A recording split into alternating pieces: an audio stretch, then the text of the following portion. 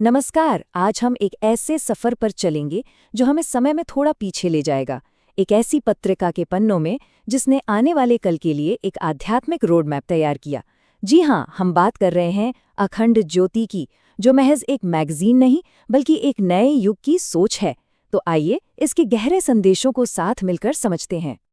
तो हम जिस अंक की बात कर रहे हैं वो है अखंड ज्योति का दिसंबर 2007 का अंक। देखिए, पहली नज़र में ये किसी भी दूसरी आध्यात्मिक पत्रिका जैसा लग सकता है, लेकिन इसकी पन्नों में एक नए युग की आहट छिपी है, एक बहुत ही साफ और गहरा संदेश। और देखिए, पत्रिका की शुरुआत ही इस जबरदस्त वाक्य से होती है। ये हमें सीधे सीधे सच्चाई का सामना करने को कहता है। मतलब, ये पत्रिका हमें किसी मीठे भ्रम में नहीं रखती। ये आज की जो कड़वी सच्चाई है, जो मुश्किल हालात हैं, उन्हें स्वीकार करने की बात करती है, ताकि हम मिलकर एक सही समाधान की तरफ बढ़ सकें।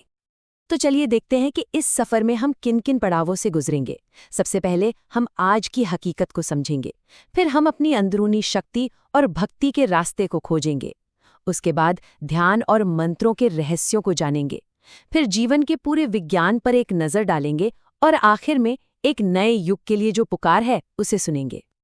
तो शुरुआत करते हैं पहले पड़ाव से। आइए देखते हैं कि ये पत्रिका आज के समाज को, हमारे समय को किस नज़र से देखती है, उसका क्या निदान करती है। ये जो सारी बातें हैं, ये क्या दिखाई दे रहा है आपको बदलाव नाम के एक लेख पर आधारित हैं, जो सच में हमें एक आईना दिखाता है।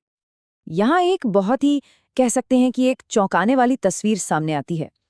एक तरफ तो हमें तरक्की का एक चमचमाता चेहरा दिखता है, सेंसेक्स ऊपर जा रहा है, बड़े बड़े मॉल खुल रहे हैं, नई नई गाड़ियां हैं। लेकिन इसी चमक के पीछे एक अंधेरा भी है।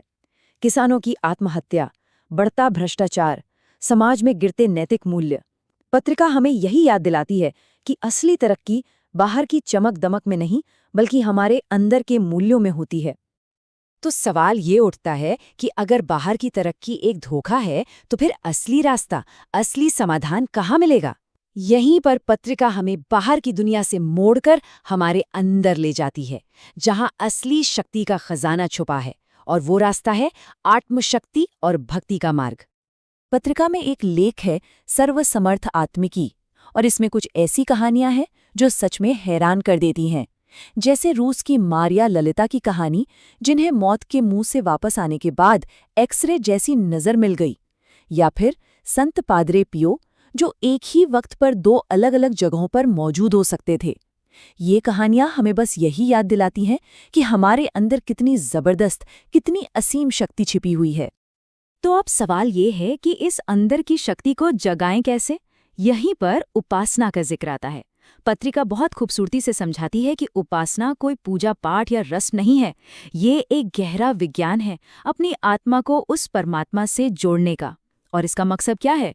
पहला, खुद को अपनी नेगेटिव सोच, अपनी कमियों से साफ करना, और दूसरा, इस दुनिया को, इस ईश्वर के बनाए बगीचे को और सुंदर बनाने में अपना हिस्सा डालना। और इस रास्ते पर सबसे ऊंची चीज क्या है? भक्ति। इसका सबसे सुंदर उदाहरण तब मिलता है जब भगवान शिव खुद एक योगी का रूप धरकर व्रज पहुंचते हैं। वहां गोपियां उन्हें समझाती हैं कि व्रज का प्रेम कोई सांसारिक इच्छा नहीं है, ये तो एक आध्यात्मिक साधना है, परमात्मा में पूरी तरह खो जाने का सबसे पवित्र रास्ता है। अच्छा, तो हमने रास्ता तो समझ लिया, पर उस पर चलने के लिए साधन क्या है? हमारे पास टूल्स क्या हैं? तो चलिए अब आगे बढ़ते हैं और देखते हैं कि ये पत्रिका हमें आत्म परिवर्तन के लिए कौन से प्रैक्टिकल तरीके बताती है। यहाँ हम ध्यान और मंत्रों के गहरे विज्ञान को समझने की कोशिश करेंगे। गायत्री मंत्र में एक शब्द आता है, धीमहि, जिसका सीधा मतलब है ध्यान करना।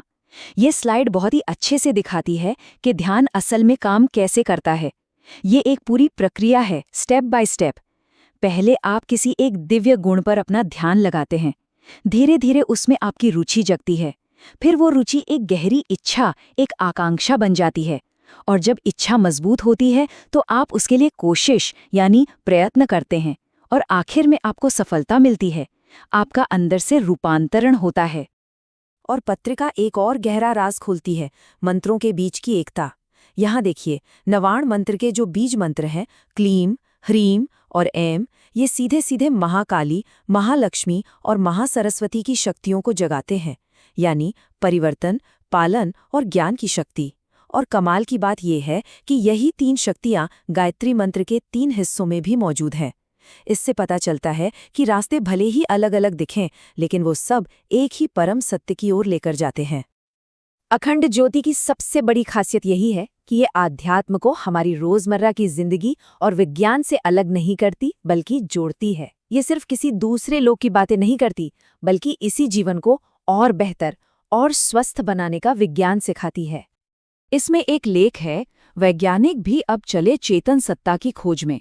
ये बहुत दिलचस्प बात कहता है कि देखिए, जो मटेरियल साइंस है वो हमेशा आंख या दिमाग की बात करता रहा, पर ये कभी नहीं बता पाया कि इनके पीछे देखने वाला कौन है। और अब जैसा कि आप देख सकते हैं, विज्ञान और अध्यात्म दोनों एक ही जगह आ रहे हैं। दोनों उसी चेतना, उसी देखने वाले को खोजने की कोशिश कर रहे हैं। और बात सिर्फ चेतना की नहीं है, पत्रिका हमें रंगों के विज्ञान के बारे में भी बताती है। ये सिर्फ खूबसूरती के लिए नहीं है। हर रंग हमारे शरीर के एनर्जी सेंटर्स यानी चक्रों से जुड़ा है, और हर रंग का हमारे मन और शरीर पर एक खास असर होता है। जैसे लाल रंग हमें ऊर्जा देता है, तो नीला रंग हमें शांति और सुकून देता है। और ये लिस्ट यही खत्म नहीं होती। पत्रिका में कब्ज जैसी आम बीमारियों के लिए योग के उपाय बताए गए हैं। सात्विक यानी शुद्ध और पौष्टिक भोजन का क्या महत्व है, ये समझाया गया है। और तो और हमारी जीवन शक्ति यानी प्राण के गहरे रहस्यों पर भी रोशनी डाली गई है। मतलब ये सच में एक संपूर्ण जीवन जीने की गाइड है।